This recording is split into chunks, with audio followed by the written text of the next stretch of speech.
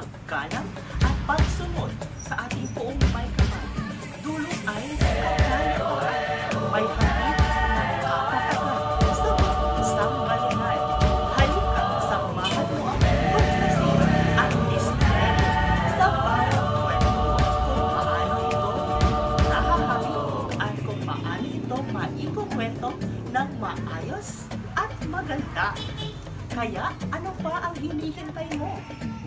Ihanda mo na ang iyong module, ballpen at papel. Mabuhay! Wikang Filipino, Sulong Pilipinas. Ginoong Geoffrey po, Balimasag North District, nagagabay sa inyong pagkatuto sa Filipino.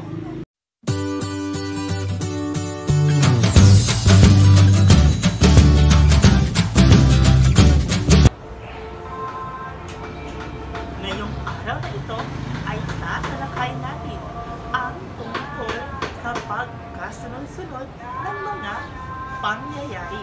Ito ay sadyang binuo upang maunawaan ninyo ang pinakamahalagang kasanayan sa pagkatuto na pagkasunod-sunod ang mga pangyayari ng kwento sa tulong ng nakalarawang balangkas at pamatnubay na tanong.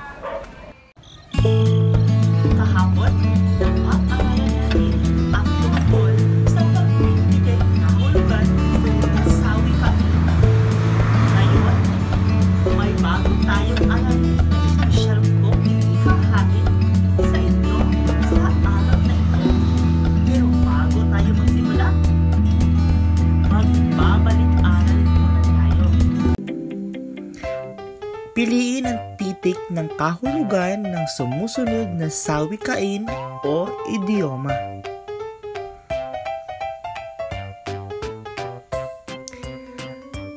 Magdilang anghel ka sana sa mga sinabi mo. A. Maging anghel ka sana. B. Magkatotoo sana ang sinabi mo. C. Maging mabuti ka sana. Tamang sagot ay titik B. Pangalawa, ilista mo sa tubig ang mga utang ko sa iyo. Magkaibigan naman tayo. A. Kalimutan ang utang. B. Isulat sa tubig ang utang. C. Bayaran ang utang. Tamang sagot ay titik A. Pangatlo, may gatas ka pa sa labi, kaya pag-aaral mo na ang unahin mo. A. Matanda ka na. B. Uminom ka ng gatas. C. Bata ka pa. Ang tamang sagot ay titik C. May ipapanood ako sa inyo na isang kwento. Tandaan lamang ang mga bagay na ito habang kayo ay nanonood. Una, pakinggan at panoorin mabuti ang kwento. Pangalawa, isulat ang mga mahalagang detalye o impormasyon sa kwento sa inyong papel. At ang pangatlo ay ituon ang buong atensyon sa kwento hanggang matapos ito.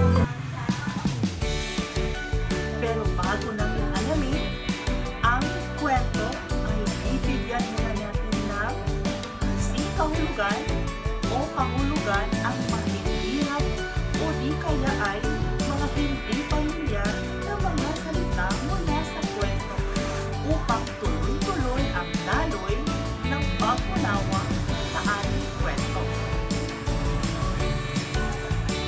Una ay ang pagliliw-liw. Ano ba ang ibig sabihin ng pagliliw-liw? Ito ay ang isang gawain pagpapahinga o ang pag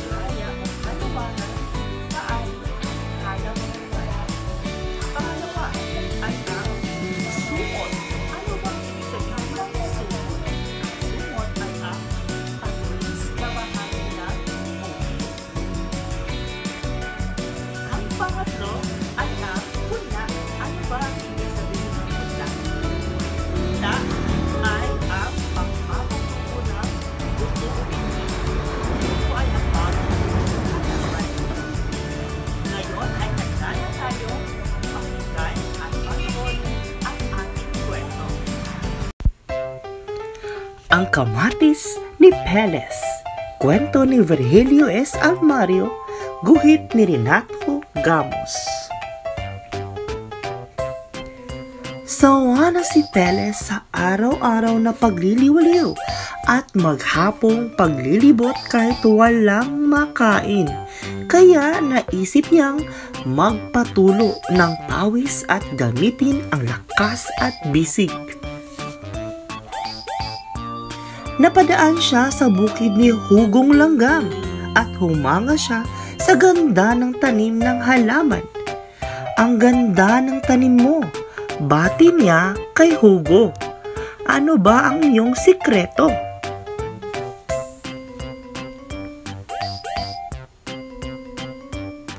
Wala akong sikreto, sabi ni Hugo, kundi sipag, tiyaga at konting banat ng buto. Ganun lang? Tanong ni Peles at nanghingi siya ng buto ng kamatis para masubukan naman ang maghalaman at bilang pagbabagong buhay.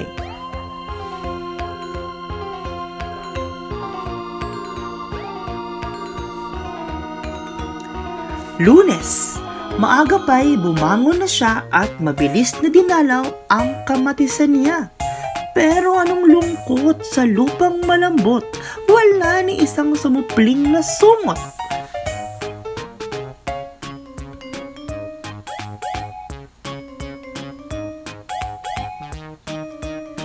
Halos maiyak siyang nagsumbong kay Hugo. Pero tumawa si Hugo at nagsabi, "Huwag kang apurado, konting dilig pa at tiyak na tanim mo'y tutubo." Martes, matapos magdilig si Peles, maghapon siyang nagbantay sa tanim na kamatis. Sa gabi, nagsindi pa ng maraming kandila para raw hindi matakot sa dilim ang mga punla.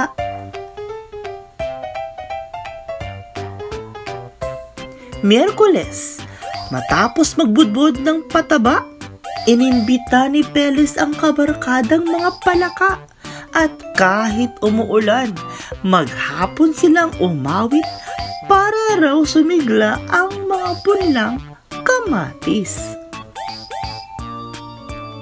Huwebes, matapos magbunot ng tumubong damo, nagdala si Peles ng maraming libro at maghapon siyang nagbasa ng kwento at tula para raw hindi malungkot ang mga punla.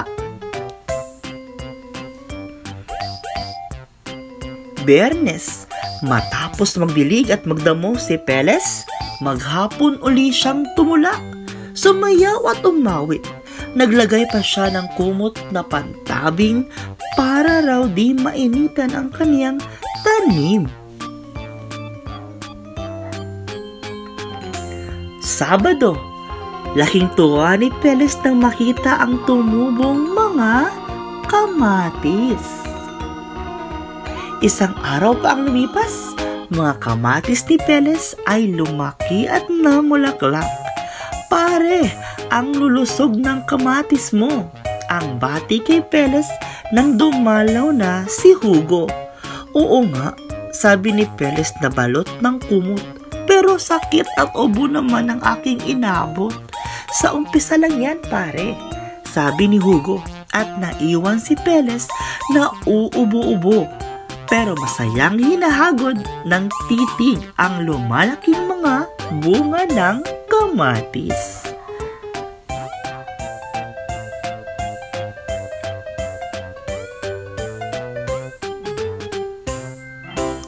Ating sagutin ang mga tanong mula sa ating kwento. Ano ang pamagat ng ating kwento? Tama, ang pamagat ng kwento ay ang kamatis ni Peles.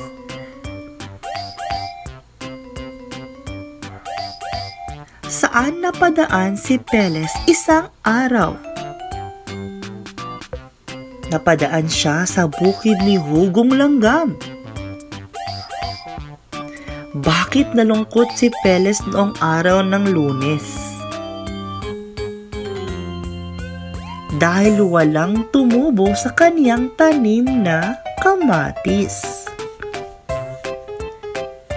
Sino-sino ang inimbitahan ni Peles at maghapon silang sumayaw at kumanta? Sino?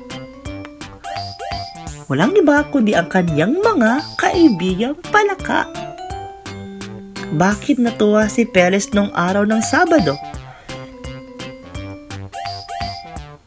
Dahil tumutubo na ang kaniyang tanim na kamatis. Ano ang katangian ni Peles at Hugo? Si Hugo at Peles ay masipag.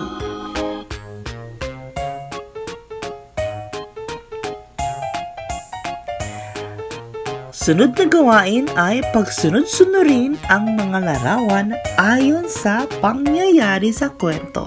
Lagyan ng bilang 1 hanggang 6. Saan kaya dyan ang unang nangyari?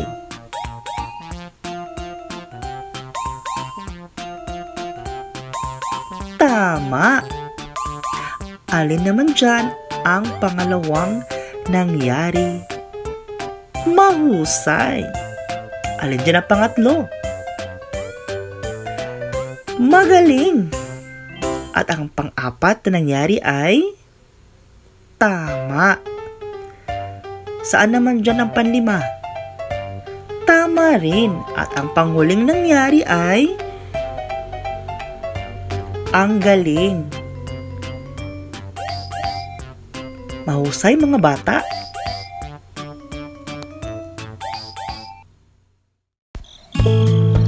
Ano ang dapat isaalang-alang upang mapagsunod-sunod ang mga pangyayari sa kwento? Dapat isaalang-alang upang mapagsunod-sunod ang mga pangyayari sa kwento ang papatnubay na tanong at ang nakalarawang balangkas. Ang balangkas ay ang tamang pagkahanay-hanay ng mga salita. Sa araling ito, napag-aralan mo ang pagkasunod-sunod ng mga pangyayari sa kwento. Napakahalagang malaman mo ang tamang pagkasunod-sunod ng pangyayari upang mas maunawaan mo ang daloy ng kwento. May pangyayari sa ating buhay na kailangan mong idetali ang mga impormasyon sa iba't ibang tao. Paano mo nga ba maihahatid ng tama at mas madaling maunawaan ng kausap mo ang gusto mong ipabatid? Madali mo yung maipapabatid ang tamang mensahe sa iyong kausap kung alam mo ang tamang pagkasunod-sunod ng pangyayari ng kwento. Ngayon, subukin natin ang iyong natutuhan. Handa ka na ba? Basahin ang mga pangungusap. Pasunod-sunurin ito ayon sa pangyayari sa kwento. Lagyan ng titik A, B, C, D at E ang padlang. Basahin na natin ang mga pangungusap.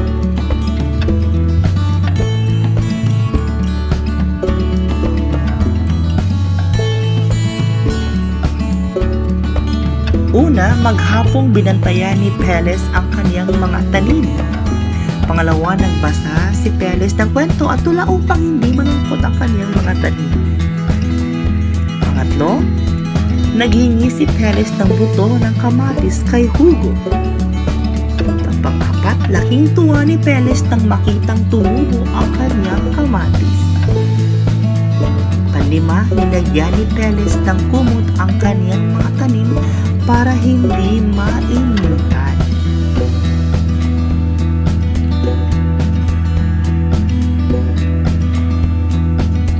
Unang sagot, ang unang nangyari sa kwento ay nasa pangatlo. Nanghingi si Peles ng buto ng kamatis kay Hugo.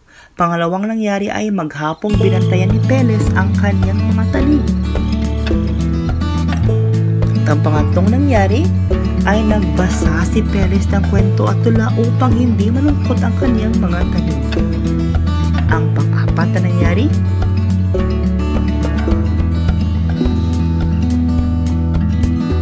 Nilagyan ni Peles ng kumot ang kanyang mga tanim para hindi mainitan. At ang huling nangyari sa ating kwento, laking tuwa ni Peles nang makitang tumubo ang kanyang kamatis. Para sa inyong takdang aralin, bumuo ng isang salaysay tungkol sa inyong hindi makakalimutang karanasan. Ilahad ang mga ito ayon sa pagkakasunod-sunod ng mga pangyayari. Yan ang kabuuan ng ating sa araw na ito. Tandaan ang edukasyon ang pundasyon sa mas matatagong kinabukasan. Ginoong Geoffrey po ng Baliwasag North District na gagabay sa inyong pagkatuto sa Filipino. Mabuhay! Wikang Filipino! Sulong Pilipinas! Paalam!